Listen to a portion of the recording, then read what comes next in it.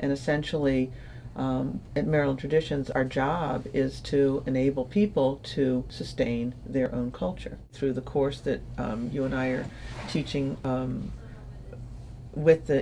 the humanities scholars, the freshman humanities scholars, but putting a folklorist and an American Studies professor together to have the students become aware of what's around them, people, places, and traditions, and trying to connect them as much as possible to people. And I guess that's a lot like what you're doing. What I'm interested in my work, and I look often at tourism and development and how we want to preserve the past, but also allow it the room to move forward, and which I think jives with Maryland Traditions. And while I don't do folklore, I do more popular culture studies and kind of place-based studies.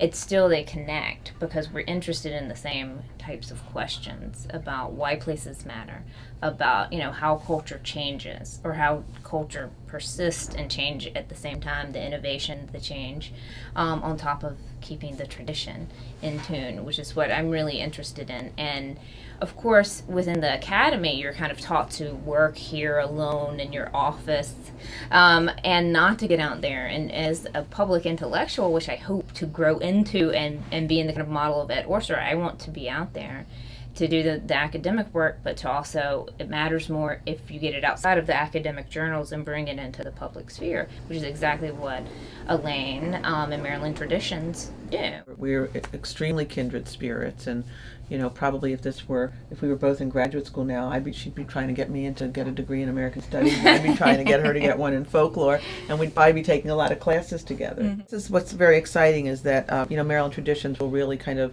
build bridges both to outside of Hilltop Circle. We'll get students out into the communities. I think we need to expand the walls of the classroom because you can only learn so much in here, and you have to kind of try it out there. We want to put our students in to be interns in Maryland Traditions and being out there and seeing, number one, the type of work where you can take what we learn in the classroom and apply it to a career. And I think you're a great example.